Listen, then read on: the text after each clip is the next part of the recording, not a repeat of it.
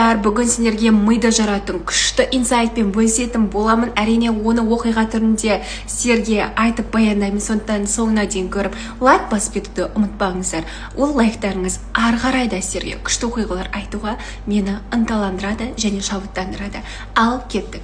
Ал бисмилlah, Аллах тағала мына аятты түсірген кезде сахабалар қатты уайымдап, қобалжып, қазақ тілімен айтқанда стресс, депрессияға түсіп, күні-түні ұйықтай алмайды.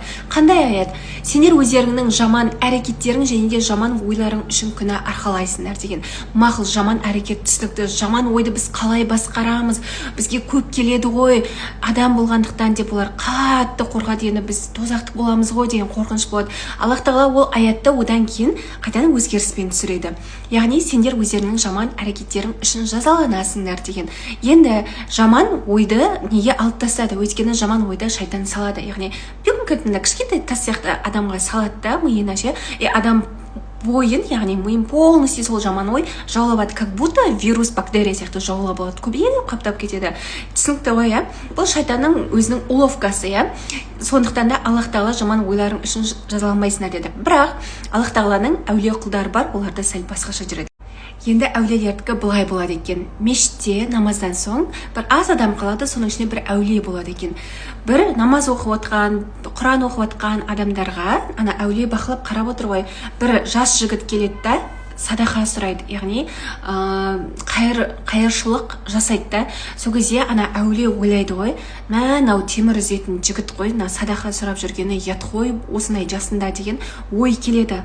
Тек ішіне ғана ше, сырттан айтпайды. И түнде ұйықтап жатқанда түс көреді. Түсінде көп бір андай жиында ма бір жерде отыр екен да, и бірнеше адам міне тамақ жеңіз, сізге аса келдік деп бетін шүберекпен жауып қойған екен. Ал тамақ жейік деп өйстіп түсінде болып отыр ғой ше. Шүберекті ашып қалған кезде ана ет, ана жаңағы қайыршы сұрап жүрген жас жігіт бар ғой, соның денесімен жасалған, яғни соның бейнесі көрініп тұрған ет тамақ болып шығады ғой. Ана әулие шошып кетеді ғой. Мен жемеймін бұны, жоқ деген кезде ана түсіндегі кісілер, жейсің, неге жемейсің? Сен әбетте сол мешіттегі ана жас жігіттің етін балдай тәтті етіп жедің ғой, же деп қинап жегізеді.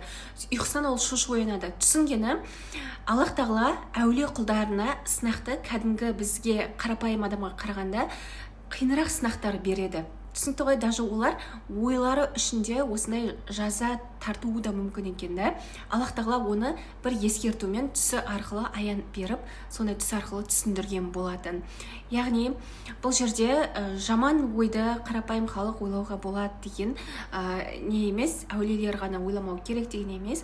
Барынша өзіміздің ойымызды контролировать ету керек, ал контролировать ету үшін Аллах тағала жүгіру керек. Аллах тағала мынандай болып жатыр, пожалуйста, бір өзіңнен пана сұраймын. Мені нәпсінің жамандығынан, шайтанның жаман ойларынан, жамандықтарынан, асыруынан сақтай көр деп дұға жасасақ болады. Ұнаса лайк.